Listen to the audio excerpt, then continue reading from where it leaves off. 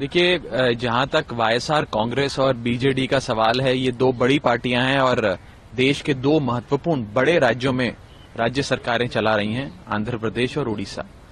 लेकिन फिर भी उन लोगों ने राज्य की शक्तियां छीनकर सारी शक्तियां केंद्र में लीन करने वाले एक अलोकतांत्रिक, असंवैधानिक बिल का समर्थन करने का फैसला लिया है।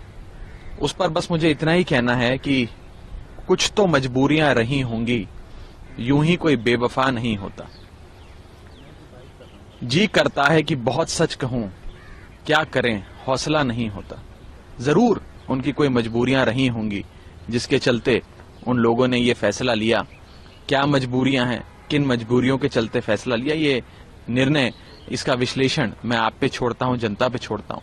लेकिन इतना जरूर कहना चाहूंगा कि इस खतरनाक कानून को, राज्य सरकार को की शक्तियों को ध्वस्त करने वाले कानून को सिर्फ दिल्ली के परिप्रेक्ष्य से नहीं देखना चाहिए।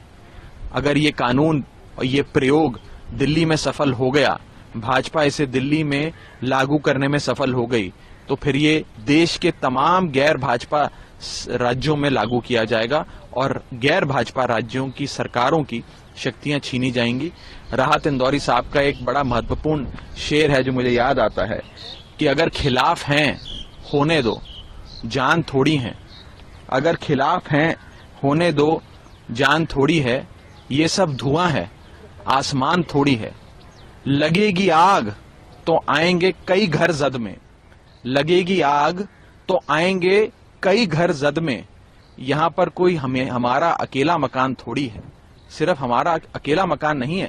अगर हमारे घर में आग लगेगी, अगर हमारी राज्य सरकार की शक्तियां छीनी जाएंगी, तो वो दिन दूर नहीं कि आप लोगों की राज्य सरकारों की जो शक्तियां हैं वो भी ये केंद्र में बैठी एक डिक्टेटरशिप और हिटलरशाही में विश्वास रखने वाली सरकार आपकी भी तमाम राज्य सरकारों की शक्तियां छीन लेंगी।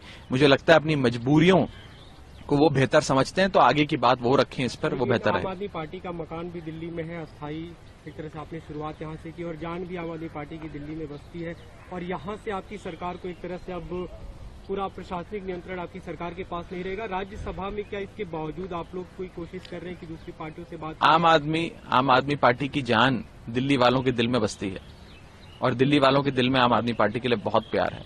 दिल्ली वाले अरविंद केजरीवाल जी से, अपने परिवार के बड़े बेटे अरविंद केजरीवाल जी से इतनी मोहब्बत करते हैं कि लगातार उनको वोट देते आए। बीजेपी ने लाख कोशिशें करी पिछले 10 साल में हमारी शक्तियां छीनने की। कभी ऑर्डिनेंस ले आए, कभी बिल ले आए, कभी नोटिफिकेशन ले आए, कभी उपराज्यपाल को हम पे छोड़ दिया, न जाने क्या क्या किया, कई प्रकार की जांचें बिठा ली।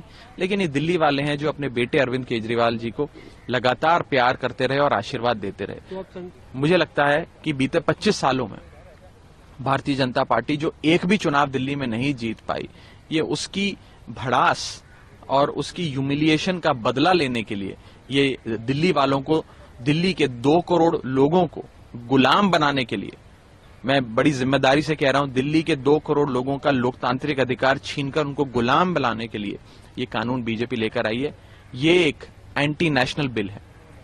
It is an anti national bill. जो लोग इस राष्ट्र विरोधी कानून का समर्थन करेंगे उन्हें इतिहास राष्ट्र विरोधियों के नाम से याद रखेगा और जो बिल को गिराने में हमारा साथ देंगे उन लोगों को राष्ट्रभक्त के नाम से ये इतिहास याद रखेगा। आप सदन में आप एक तरह से सरेंडर कर रहे हैं कि अब जो होगा देखा जाएगा और जनता के बीच किसी प्रकार का कोई सरेंडर नहीं है। पूरी लड़ाई लड़ेंगे सदन के भीतर और राज्यसभा में बहुत कांटे की टक्कर है। सरकार के पास जो आंकड़े हैं लगभग उतने ही आंकड़े विपक्ष के पास भी हैं।